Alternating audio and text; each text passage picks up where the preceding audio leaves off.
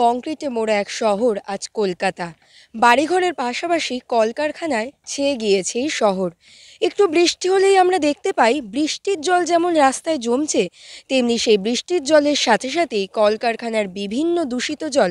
জমে কিন্তু মানুষের দৈনন্দিন জীবনে বাধা সৃষ্টি করছে। আর সেই সমস্যায় আজ জেরবার সমস্ত জীবকুল। এই জল দূষণ নিয়ে আজকে কৃষিবার্তায় আমি দেবস্মিতা। কৃষিবার্তায় আপনাদের সকলকে জানাই স্বাগত। জল দূষণ এই কলকাতা শহরে কতটা প্রভাব ফেলেছে সেই সম্পর্কিত বিস্তারিত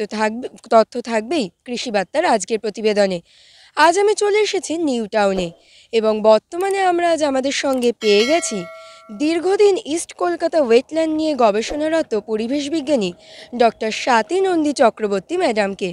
আমরা ম্যাডামের সঙ্গে কথা বলে জেনে নেব তিনি এই জল দূষণ নিয়ে কী বলছেন। নমস্কার ম্যাডাম। আচ্ছা, যেভাবে কলকাতায় আমরা দেখতে পাচ্ছি কলকারখানার সংখ্যাও বেড়েছে, তেমনি দূষিত জলেও ছেয়ে গেছে, সেক্ষেত্রে কতটা দূষণ ছড়াচ্ছে জলের মাধ্যমে এই কলকাতায়? দেখো, কলকাতা খুব পুরনো জায়গা। কলকাতার যে প্ল্যানিং বা সমস্ত কিছু এটা বহু পুরনো। এখানে যে জায়গাটা, যেটা ইস্ট কলকাতা ওয়েটল্যান্ড এরিয়া, এই ইস্ট কলকাতা ওয়েটল্যান্ড এরিয়া 1970 থেকে 72 সালে কিন্তু এখানে একটা যেটা আমাদের ইরানের ওখানে হয়েছিল রামসার কনভেনশনস, এবং তারপর এই সিটিটার রামসার সিটিতে যেহেতু ইরানের হয়েছিল, যেটা আমাদের প্রত্যেকটা মানে মহাদেশ উপমহাদেশ থেকে সেই সেই কনভেনশনেতে পার্টিসিপেট করেছিল, এবং সেখানে একটা শপথ নেওয়া হয়েছিল যে সেখানকার প্রত্যেকটা কান্ট্রির যে বড় জলাশয় বা জলাভূমি সেটাকে রক্ষা করতে হবে। এবং তারপর এই 2002-তে আমাদের কিন্তু এই ইস্ট কলকাতা ওয়েটল্যান্ড, যেটা জলাভূমি, সেটা কিন্তু রামসার সাইট হিসাবে গণ্য করা হয়। আচ্ছা, আপনি বললেন দীর্ঘদিন আপনি ইস্ট ইস্ট কলকাতা ওয়েটল্যান্ড নিয়ে গবেষণা করছেন, তো পরিসংখ্যান কি বলছে? দিন দিন কি কলকাতায় জল দূষণের মাত্রাটা বাড়ছে? এটা একটা জায়গাকার কথা বলবো না, এটা আমি যখনই বললাম যে আমি ইস্ট কলকাতা ওয়েটল্যান্ড নিয়ে কাজ করছি, আমি বিভিন্ন জায়গায় আজকে হাওড়া, হুগলি বিভিন্ন জায়গায় স্যাম্পলিংয়ের কাজ করতে গিয়েও দেখেছি যে সব জায়গাতেই কিন্তু আনট্রিটেড ওয়াটার্স যদি আমরা সহজে ডিসচার্জ করে দিই তাহলে কিন্তু জল দূষণের মাত্রা বেড়েছে। এবং সেখানে আমরা এগুলোর পরিসংখ্যান কিভাবে পেতে পারি, তার মধ্যে কলিফর্মস ব্যাকটেরিয়ার কতটা সংখ্যা থাকছে সেগুলোকে নির্দিষ্ট সময় অন্তর কিন্তু আমাদের পরিমাপ করা ভীষণভাবে প্রয়োজনীয়। কারণ কি, যে এই যে অর্গানিক লোডস যখন থাকছে একটা জলের মধ্যে বা যে কোনো জায়গাকার মধ্যে, সেগুলো কিন্তু ওখানে ডিজলভ অক্সিজেনের মাত্রা খুব পরিমাণ কমিয়ে দেয়, এবং সেটাই বায়ো ইন্ডিকেটর হিসাবে কাজ করে। সুতরাং এই মনিটরিংটা যদি আমাদের বিভিন্ন সময় বিভিন্ন ধরনের বড় লেকগুলোতে করা হয়, আজকে যেটা আমি বললাম একটু আগে যে রবীন্দ্র সরোবরে, এটা কিন্তু প্রথম ঘটনা নয়। এর আগেও আমরা দেখেছি যে মাছ ভেসে উঠতে,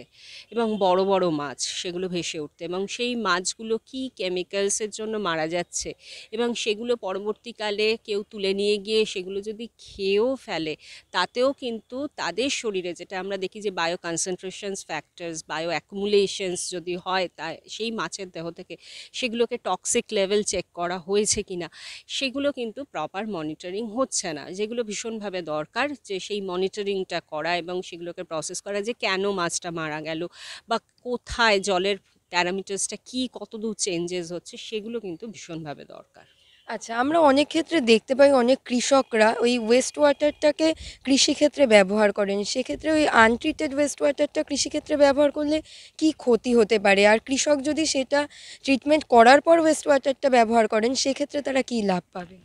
এটা ভীষণ প্রয়োজনীয় একটা বিষয়, কারণ আমরা দেখি যে বিভিন্ন জায়গায় যে আমাদের এগ্রিকালচার ল্যান্ডসগুলোতে আমাদের যেহেতু রেন ওয়াটার, মানে যেটা আমরা অনেক সময় দেখি গভর্নমেন্ট লেভেলেতেও বলা হয় যে জল ভরো, একটা পুকুর করার কথা বলা হয়। কারণ কি, আমাদের এগ্রিকালচার ল্যান্ডসগুলোতে জলের প্রয়োজনীয়তা আছে, আমরা এমন কিছু শস্য চাষ করি যার জন্য কিন্তু জলের প্রয়োজনীয়তা আছে। সুতরাং এই জলের চাহিদা মেটাতে অনেক সময় এমন কিছু জল আমরা ব্যবহার করি, সেই জলগুলো থেকে কিন্তু আমাদের শস্যের মধ্যে, সেখানে হয়তো অনেক সময় নোনা জলের আধিক্য বাড়ে, সেখানেতে মেটালস কন্টেনিং ওয়াটার সেগুলোর মধ্যে যাচ্ছে, এবং তার ফলে কি হচ্ছে, গাছগুলোর কিন্তু অনেক ক্ষতি হয়ে যায় এবং অনেক সময় দেখা যায় আগে যে গাছগুলো ভালো ফলন দিচ্ছিল সেই গাছগুলো ফলনের মাত্রা কমছে, তখন আলাদা করে সেখানেতে এনপিকে ট্রিটমেন্ট করা হয়, যেগুলো আমরা নাইট্রোজেন, ফসফরাস, পটাশিয়াম এই সোর্স দেওয়া হচ্ছে এবং সেই ধরনের ফসলগুলোকে আমাদেরকে কিন্তু যদি সেরকম আনট্রিটেড ওয়াটার ইউজ হয় তাহলে সেই ফসলগুলোকে অবশ্যই তার কিন্তু মানে বিভিন্ন অ্যানালিসিস আছে, সেগুলো অ্যানালিটিক্যাল অ্যানালিসিস বলা হয় এবং সেই অ্যানালিটিক্যাল লেভেলে অ্যানালিসিসের জন্য সেখানে বিভিন্ন ধরনের মেটাল অ্যানালিসিস করা হয়, যেগুলো আমরা দেখি যে অ্যাটমিক অ্যাবজর্পশন স্পেকট্রোফোটোমিটার দিয়ে করা হয়। বিভিন্ন অর্গানিক আমরা পেস্টিসাইডস ইউজ হতে দেখা যায় যে বিভিন্ন জায়গায় সেই পেস্টিসাইডসের যদি কোনো রেসিডিউ যদি সেই সেটা হতে পারে ফ্রুটস হতে পারে, সেটা ভেজিটেবলস হতে পারে, সেটা যদি থেকে যায় সেগুলোও কিন্তু অ্যানালিসিস করার মতো ইনস্ট্রুমেন্টস আমাদের আছে, সেটা আমরা এইচপিএলসিস দিয়ে করা যেতে পারে, এইচপিটিএলসি দিয়ে করা যেতে পারে, সেগুলোকে কিন্তু আমাদেরকে অ্যানালিসিস করে তারপরই গ্রহণ করা উচিত, কারণ তার ফলে এমন কিছু টক্সিক ম্যাটেরিয়ালস আমরা না জেনে খেয়ে ফেলছি যেগুলো আমাদের শরীরেতে সেই রেটে কিন্তু বায়ো কনসেন্ট্রেশন ফ্যাক্টরস বাড়াতে থাকছে এবং সেটা আমাদের টক্সিক হয়ে যায় এবং সেটা থেকে আমাদের আজকে এত ধরনের যে প্রবলেম মানুষের আমরা দেখতে পাই যে বিভিন্ন নিউরোডিজেনারেটিভ ডিজিজ, কারণ এই মেটাল টক্সিসিটি হচ্ছে সাচ কাইন্ড অফ মানে একটা টক্সিক যেখান থেকে কিন্তু ইটস লিডস টু ক্যান্সার্স এবং বিভিন্ন ধরনের নিউরোডিজেনারেটিভ ডিজিজের কিন্তু কনভার্টস হতে পারে, সে কারণ এটা একদিনে হয় না, এটা বহুদিন ধরে আমরা এই ধরনের জিনিসপত্রগুলো না জেনে বা না পরীক্ষামূলকভাবে সেগুলোকে না পরীক্ষা পদ্ধতির মধ্যে দিয়ে না গিয়ে যদি আমরা ডাইরেক্টলি যেগুলোকে গ্রহণ করি সেটা কিন্তু আমাদেরকে দেখে নেওয়া উচিত এবং যে সমস্ত চাষি ভাইরা সেই ধরনের কাজ করছেন বা ভেরিজে যারা ফিশারম্যানরা যারা কাজ করছেন তাদেরকে সচেতন করা যে যাতে যে ফসল বা যে ধরনের মাছগুলো তৈরি হচ্ছে সেগুলো যেন গ্রহণযোগ্য হয়, সেটা ভীষণ আচ্ছা, আপনি কৃষক বা যারা মৎস্য চাষী রয়েছেন এই জল দূষণের হাত থেকে ফসলকে বা মাছকে বাঁচাতে কি পরামর্শ দেবেন তাদের? শুধু তাদের মাছ বা ফসল বাঁচাতে না, আমি নিজেদেরকেও বাঁচাতে বলবো, কারণ এই ধরনের জল দূষণে কবলিত হয়ে বহু মানুষের স্কিন ডিজিজ হয়, বিভিন্ন ধরনের মেটাল টক্সিসিটির জন্য কিন্তু আজকে আমরা জানি যে তাদের ফ্লুরোসিস কাইন্ড অফ মানে দাঁতের বিভিন্ন ধরনের রোগ দেখা যায় এবং হাতের যে নখের আজকে আমরা দেখি যে আর্সেনিক কবলিত এরিয়া আজকে কিন্তু পশ্চিমবঙ্গের বিভিন্ন জেলা। সুতরাং এখান থেকে আমি যেটা সবথেকে যেটা চাইবো যে মানুষকে সচেতন হওয়া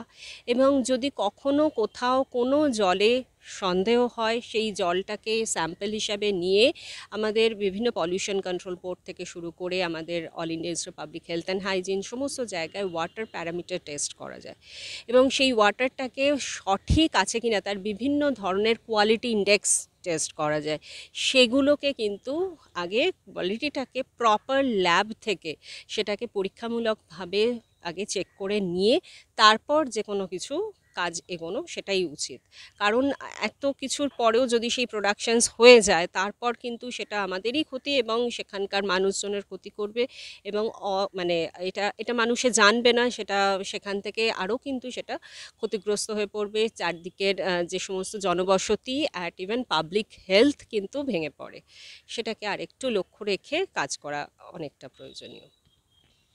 জল দূষণের মাধ্যমে শুধু যে ফসল বা মাছের ক্ষতি হচ্ছে এমনটি নয়, ফসল এবং মাছের মধ্যে থেকে সেই দূষণটা প্রবেশ করছে মানব শরীরে